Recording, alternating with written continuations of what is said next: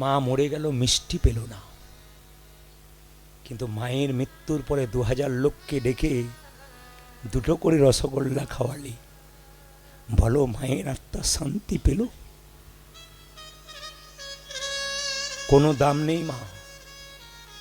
এখানে যারা কীর্তন শুনতে এসছেন, কীর্তন প্রেমী মানুষ, প্রদীপ পালের নিবেদন রইল প্রত্যেকটি ভাই, প্রত্যেকটি দাদার কাছে, কৃষ্ণ কার মধ্যে, ভগবান কার মধ্যে? তোমার বাবা মায়ের মধ্যে।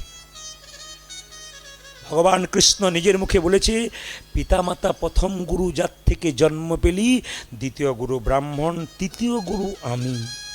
বাবা মাকে ভগবান প্রথম গুরু বলেছেন, সুদামাকে দিয়ে বলেছিল। ওই জন্য বারবার বলবো, মায়ের চোখের জল ফেলো না, বাবার চোখের জল ফেলো না, তুমিও কাঁদবে। আমি শুধু বলতে চাই সবার কাছে, প্রত্যেকটি বোনকে বলে যাব। অনেকে আমাকে বলে আপনার বয়স 65, 70, 75, লোকে বলে আর কি, কিন্তু আমার বয়স হলো 50। 1973 13 অক্টোবর আমার জন্মকালে মামা আমার একবারে লিখেছিল, আমার দিদি আমার চাইতে 6 বছরের বড়, 1 ভাই 1 বোন, একবারে 50 আমি আছি এখন। তা আপনাদের কাছে নিবেদন রইল, যারা আমার বোনের মতো, তাদেরকে বলবো, আপনার ছেলে মেয়েকে শিক্ষা দিন। আপনি যদি মনে করেন যে বৃদ্ধ বৃদ্ধাকে দেবো না, আর আপনি আশা করবেন আপনার ছেলের কাছে পাবেন, ও আশাতে আপনি ছাই দিয়ে দিন, জল ঢেলে দিন, ও আপনার পূর্ণ কোনো দিন হবে না, পাক্কা কথা। আপনি দেন, আপনাকে আসরে দাঁড়িয়ে বললাম, ফোন করে বলবেন আমাকে, আমি দিলাম, আমি পেলাম না কেন, আপনি পাবেন। কেন?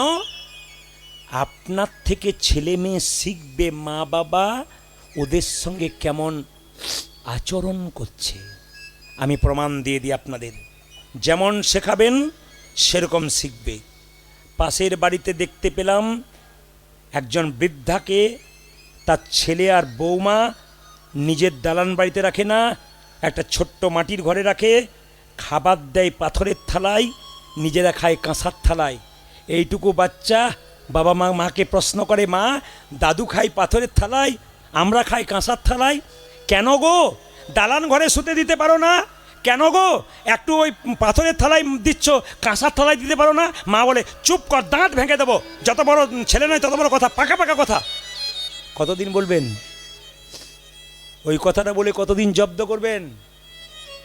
আপনার ছেলে যখন 18-20 বছর বয়স হবে না, তখন আপনি এই বয়সে থাকবেন না, তখন আরও 20 বছর আপনি বাড়বেন, তখন শরীরের ক্ষমতা কমে যাবে। সেই ছেলে কলকাতা থেকে পড়াশুনো করে এলো, দুর্গাপুজোর দিনে সবাই নতুন কাপড় পরেছে, ও বৃদ্ধাকে ওর মা পাথরের থালায় খাবার দিতে গেছে, সঙ্গে সঙ্গে প্রশ্ন করলো নাতিটা, ঠাকুমা তোমাকে পাথরের থালায় খেতে দেয়, তুমি বলো না? দাদু ভাই কিছু বলিস না, কেন? অশান্তি হবে।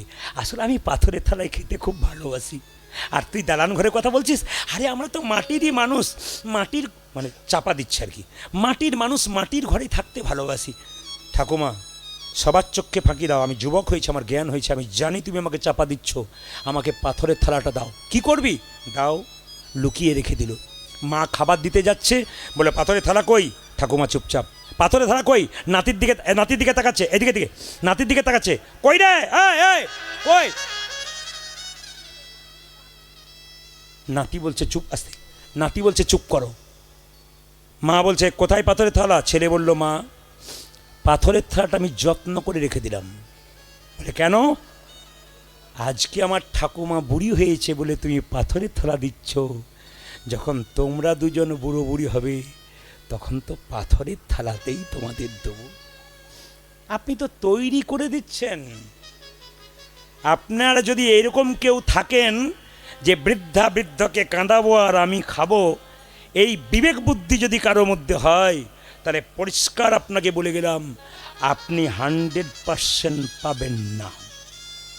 একবারে যখনই আপনি কাউকে দেবেন না, তখন এই কথাটা স্মরণ করবেন, আমি যদি কাউকে না দিই আমার পাবার চান্স নাই। আপনার ছেলেকে শিক্ষা দিন, দিতে হয়। আপনাদের কাছে নিবেদন রইল, মায়ের মতো আপন কেউ হয় না। যতগুলো মা হয়েছেন আপনারা যারা কীর্তন শুনতে এসছেন, রাত্রি 12টার সময় যখন বাড়ি যাবেন, 1টার সময় বাড়ি যাবেন, বাড়ির সবাই ঘুমোবে, একজন কিন্তু দরজাটা খুলবে আর বেরোবে। তিনি কে বলুন তো? মা। ছেলে যদি বাইরে থাকে, মা কি কখনো ঘুমোতে পারে? আমার মা যখন বেঁচে ছিল, রাত্রি 1টার সময় গান করে ঢুকলে আমাকে বলতো, থাকতে পারিস না, ওখানে থেকে যেতে পারিস না, সকালে আসতে বলতো। এত রাত্রিতে কি আসার দরকার আছে বাবা? রাস্তাঘাটে কোনো কিছু হতে পারে, কেন আসিস? মা। ছেলে স্কুলে গেলে মায়ের আর ভাত খাওয়া হয় না। বজ্রপাত বৃষ্টি হলে মা ছটপট ছটপট করে, খোকা কখন আসবে? মায়ের মতো আপন কেউ হয় না,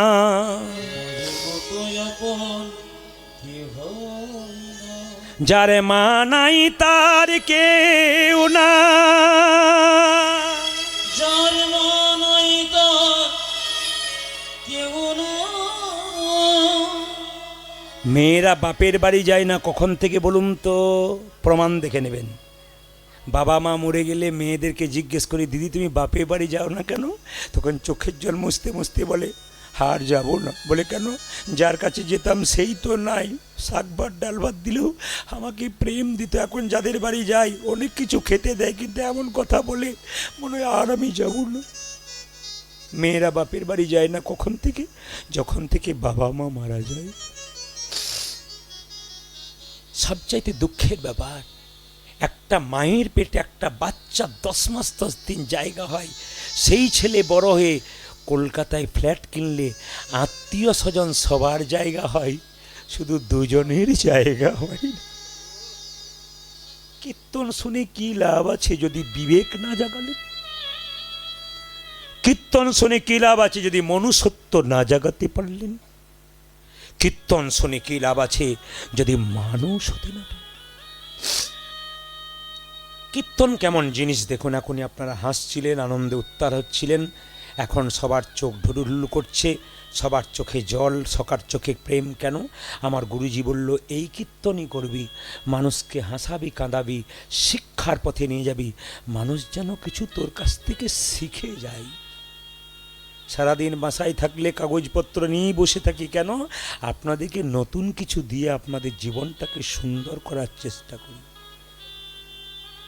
চাণক্য পণ্ডিতের নাম শুনেছেন? পৃথিবীতে যত বড় বড় মহাপুরুষ আছে, অনুকূল ঠাকুর নিজের মায়ের কাছে দীক্ষা নিয়েছিল, আপনারা জানেন? নিজের মাকে গুরু করেছিল। যত পৃথিবীতে বড় বড় বিশ্ববিখ্যাত মানুষ, সবার চরিত্র ঘাঁটবেন, দেখবেন মা বাবার আশীর্বাদে সবাই বড় হয়েছে। বিখ্যাত বিখ্যাত মানুষ যারা, সবাই আশীর্বাদ পেয়ে, ওনাদের আশীর্বাদ আপনার ছেলেকে দিন। আপনার আশীর্বাদ যত না কাজে করবে, বয়স্কদের আশীর্বাদ আরও কাজে করবে। কেন? দাদুদের কাছে তার নাতি যে সুদের মতো গো।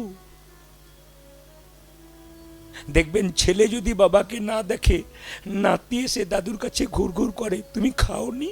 না। হ্যাঁ দেখো খাও। দাদু, নাতির দাদু যে কত কেমন জিনিস, আর দাদু যে নাতির কাছে কেমন জিনিস, যারা দাদু হয়েছেন তারা জানেন যে নাতি কত বড় সম্বল। কেউ দেবে না, কিন্তু নাতি ছুটে আসবে। আমি দেখেছি অনেক জায়গাতে বয়স্ক বাবাকে কেউ খেতে দেয় না, 4 ভাই আছে, তো একজন নাতি এসে বলছে, দাদু তুমি খাওনি? আমি পাউরুটি এনেছি, তুমি খাও। রক্ত, সুদ।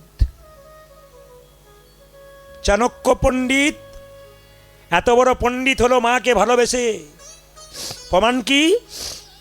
চাণক্য পণ্ডিত যখন 5 বছর বয়স ছিল, মায়ের কোলে বসেছিল, সামনের দাঁত দুটো উঁচু ছিল, তো সঙ্গে সঙ্গে একজন জ্যোতিষ বলল, মা তোমার ছেলেকে দেখে বুঝতে পারলাম তোমার ছেলে রাজা হবে গো। তোমার ছেলের সামনের দাঁত দুটো উঁচু, অনেকে তো উঁচু হয়, কিন্তু তোমার ছেলের দাঁত দুটো উঁচু, কিন্তু লক্ষণ মনে হচ্ছে রাজা হবে। তখন চাণক্যের মা বলছে, খোকা তুই যখন বড় হয়ে যাবি, রাজা হয়ে যাবি, আমায় ভুলে যাবি না তো বাবা? আমায়? মা আমি ভুলে যাবো কেন? ওই যে রে তোর দাঁত দুটো উঁচু, বলেছে জ্যোতিষ যে তুই রাজা হয়ে যাবি। মা আমার দাঁত দুটো উঁচু হলে আমি রাজা হয়ে যাব? আর রাজা হয়ে গেলে তোমায় ভুলে যাব? একটু অপেক্ষা করো। মায়ের কোল থেকে নেমে একটা পাথর এনে চাণক্য পণ্ডিত ছোট অবস্থায় 5 বছর বয়সে নিজের বড় বড় দাঁত দুটোকে ফটাফট ভেঙে দিয়েছে, গড় গড় করে রক্ত পড়ে যাচ্ছে। চাণক্যের মা কাপড় দিয়ে মুছে বললো, খোকা করলি কি তুই রে? গড় গড় করে রক্ত পড়ছে, বাবা আমার মাথা ঘুরছে তোর রক্ত দেখে, তুই কি করলি? মা ভেঙে দিলাম। কি? কি ভেঙে দিলি? তোমার আর আমার মধ্যে ভালোবাসার বাধাটাকে বেঁধে দিলাম। যে ভালোবাসা মাকে ভালোবাসতে পারে না সেটাকে বাধা দিলাম। দাঁতটা ভেঙে দিলাম, দাঁত থাকলে রাজা হব, রাজা হলে তোমায় ভুলে যাব। দাঁত ভেঙে দিলাম, দাঁত থাকবে না, রাজা হব না, তোমায় জীবনে কোনো দিন ভুলব না। শুধুই চাণক্য পণ্ডিত হয় নাই। আপনাদের কাছে নিবেদন রইল, আপনারা স্থির হয়ে কীর্তন শুনছেন। আমি পার্থবাবুর কাছে এবার আদেশ নেব, কারণ 1:10 শুতে শুতে 3টে, আবার সকালে বেরোতে হবে, আবার সেরাকুলে গান আছে। এই জন্য আপনাদের কাছে নিবেদন রইল, দেওয়ার আপনাদের কাছে অনেক কিছু ছিল। যদি আবার গোবিন্দ কোনোদিন কৃপা করে, যদি আমার ডেটে হয়, সবসময় আপনাদেরকে একটা কথা বলে যাই, 1 বছর আগে বুকিং করতে হয়, তারপর পাওয়া যায়। তো যাই হোক, আজকে কিন্তু আমি এখানে রাখবো। ছোট করে বলে দিই, ছোট্ট রঘুনন্দন গোপীনাথকে নাড়ু খাওয়ালো। তার বাবা এসে দেখলো যখন নাড়ু খাওয়াচ্ছে, বাবা ঢুকেছে আর অর্ধেকটা পাথরের নাড়ু হয়ে গেছে। হ্যাঁ রে রঘু, অর্ধেকটা পাথরের নাড়ু হলো কেন? রঘু বলছে, বাবা আমি তো দেখছি আসল নাড়ু। বলছে, না আমি পাথরের নাড়ু দেখছি। বলছে, এক কাজ কর।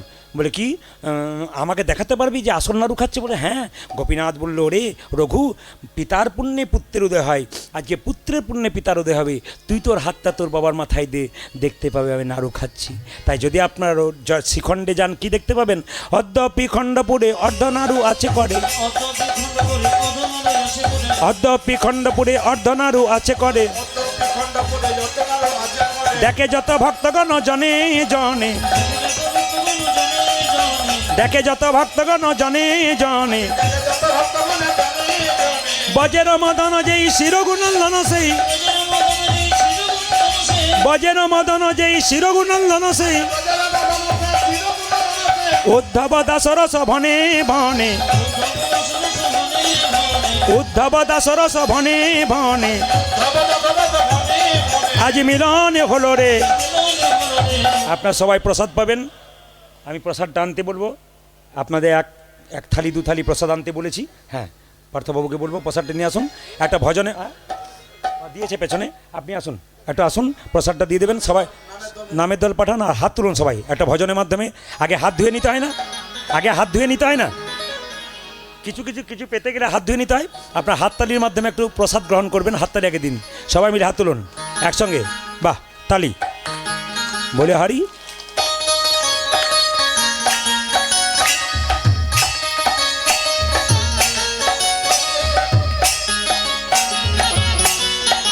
উলধ্বনি।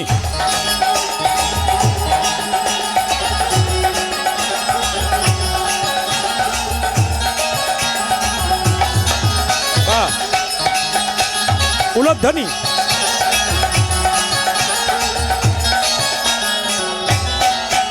বলে যাই বলে যাই, এই প্রসাদটা 1 বছর ধরে খাওয়াতে হবে। একটা বাতাসা 1 বছর হবে না। এই বাতাসা নিয়ে যাবেন, বৃহস্পতিবার দিন হরির লুট দেবেন 1 কেজি বাতাসা, তার মধ্যে এটা মিশিয়ে দেবেন। প্রতি বৃহস্পতিবার একটা করে বাতাসা, একটা করে তুলসী পাতা কাকে দেবেন বাচ্চাকে, যদি বাড়িতে অসুস্থ থাকে কেউ তাকে দেবেন।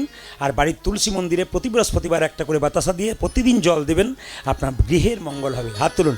শ্যামল তনু যে হলো আবিরেতে লাল, আবিরেতে লাল, হোলি খেলিছে আমার ব্রজের গোপাল। উলধ্বনি। শ্যামল তনু যে হলো,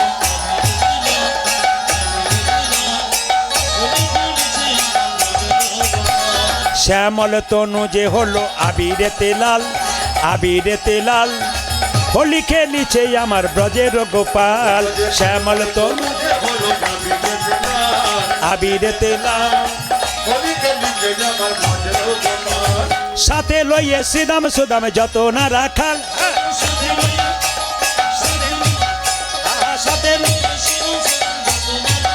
ও যে সাথে লইয়ে শ্রীদাম সুদাম যত না রাখাল,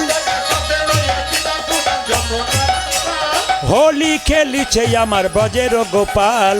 শ্যামল তনু যে হলো আবিরেতে লাল, হোলি খেলিছে আমার ব্রজের গোপাল। শ্যামল তনু যে হলো আবিরেতে লাল, আবিরেতে লাল, হোলি খেলিছে আমার ব্রজের গোপাল। আবিরেতে লাল, হোলি খেলিছে আমার। রাধারে রং দেবে বলে ধরিল পিচকারি, ধরিল পিচকারি, লাল রঙে রাঙাইল নীল রঙের শাড়ি।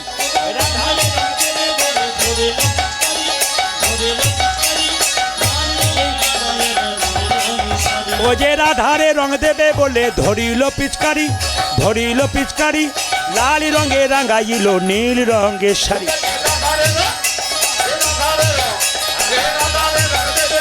ধরিল পিচকারি, ধরিল পিচকারি, লাল। রাধা বলে রং দিও না দোহাই নন্দলাল, রাধা বলে রং দিও না, রাধা বলে রং দিও না দোহাই নন্দলাল, রাধা বলে রং দিও না। হোলি খেলিছে আমার বাজের গোপাল ধ্বনি,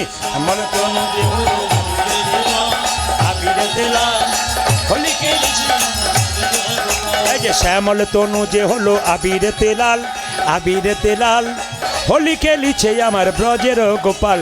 শ্যামল তনু আবির তেলাল, হোলি খেলিছে আমার ব্রজের গোপাল। শ্যামল তনু যে হলো আবির তেলাল, হোলি খেলিছে আমার ব্রজের গোপাল।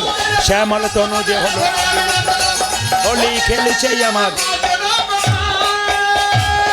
বসুন, আরেকটা হয়ে যাক নাকি, আরেকটা হয়ে যাক, বেশ। এটা পরে অনুরোধ নয়, এবার আমাদের একটু বিশ্রাম নিতে হবে।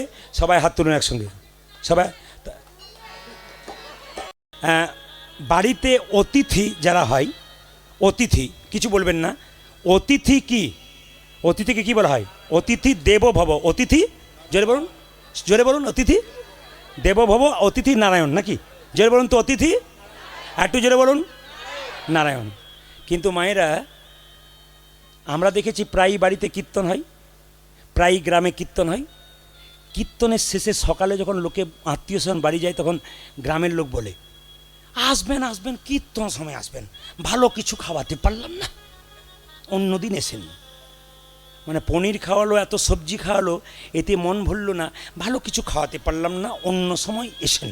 দেখবেন বলে, আমাদের দিকে বলে, কীর্তনের সময় আসবেন, অন্য সময় আসবেন না, মানে কীর্তন শুনতে হলে অসুবিধা হলো, অন্য সময় এসেন, আমিও পাবো আপনিও পাবেন আর কি। তাহলে অতিথি যদি বাড়িতে আসে, তার জন্যে শাক সবজি আনলেন, তার সঙ্গে মাছ মাংস আনলেন, অতিথি নারায়ণ না অতিথি অসুর? জোরে বলুন। এই হ্যাঁ, অতিথি যদি মাছ মাংস আনলেন, তাহলে অতিথি নারায়ণ না অতিথি অসুর? অতিথি কি অসুর?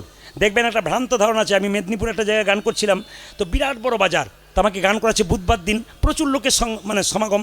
তো কমিটির লোক সকালবেলা যখন যাচ্ছি, তখন বাজারের লোককে বলছে, এই দেখুন ইনি প্রদীপবাবু, ইউটিউবে দেখেন। হ্যাঁ ঠিক বলেছেন, ঠিক বলেছেন, আমরা কাল যেতে পারলাম না। বলে কেন যেতে পারলাম না? আমাদের রবিবার দিন বাজার বন্ধ, তো বুধবার দিন কি করে যাব? রবিবার দিন বাজার বন্ধ হলে রবিবার দিন যেতাম, কিন্তু আপনারা কীর্তনটা বুধবার দিন করলেন, এত লোক শুনলো, আমরা বাজারের লোক শুনতে পারলাম না, ব্যবসা ছাড়তে পারলাম না। আমাদের বুধবার দিন হলে হবে না, রবিবার দিন হলে আমরা ভগবানের নাম শুনবো। তার কাছে প্রশ্ন, সেই ব্যক্তি যদি বুধবার দিন বিপদে পড়ে, নিয়ে ভগবানকে ডাকে, হে গোবিন্দ বাঁচাও বাঁচাও, ভগবান যদি বলে তোর তো বুধবার দিন নয়, তো রবিবার দিন বটে, আজকে যাব না, জোরে বলুন, তার কি অবস্থা হবে? ভগবানের নামে আবার দিন আছে নাকি, না কি বলছেন? খাইতে শুইতে যথা তথা মহাপ্রভুর বচন। আবার অনেকে বলে, দাদা হরিনাম শুনতে গেলেন না? বলে আর বলবেন না, আমি সংসার করেছি, আমার সংসারে কত জ্বালা। আচ্ছা মায়েরা, আমরা যে বলি সংসার করেছি, সত্যি কি সংসার করেছি? কৃষ্ণ ভজিবাত্তরে জীব সংসারে আইনু, তারপর মিছে মায়ায় বদ্ধ হয়ে বৃক্ষ সময় হয়নি। আমরা সংসার করি নাই, সংসার পাতা ছিল, আমার বাবা পেতেছে, আমার দাদু পেতেছে, আমি এসে গেছি সংসারে। সংসার আমি করি নাই, সংসার পাতা ছিল। এই জন্য শাস্ত্র বলেছে, সংসার সুখের হয় পুরুষের গুণে। যে মেয়েটি ঘুমোচ্ছিল সেও কিন্তু জেগে উঠেছে, বলছে এই কথাটি আপনি, মানে মরা মরে যায়, সেও জেগে উঠে। দাদারা মনে মনে ভাবছে, এতদিন পরে আপনি আমাদের এই বললেন। কিন্তু সংসার সুখের হয় রমণীর গুণে, এক হাতে তালি বাজে না। সংসার সুখের হয় রমণীর গুণে, গুণবান স্বামী যদি থাকে তার সনে। ছোট্ট ছেলে পাশের গ্রাম থেকে বলে উঠলো, কবিরাজ কে? আমার বাবার বড় শরীর খারাপ, হ্যাঁ একবার দেখতে চলো, নইলে আমার বাবা মরে যাবে। এই দাঁড়া দাঁড়া দাঁড়া, এই দাঁড়া, এই আমি পুজো করছিলাম গোপীনাথকে, তোর বাবাকে চিকিৎসা করতে যাবো, পুজোটা করি, তারপর। সঙ্গে সঙ্গে বলে উঠলো ছোট্ট ছেলেটা, বলো তো কবিরাজ, আগে জীব সেবা না আগে শিব সেবা? বিচার করবেন আপনারা।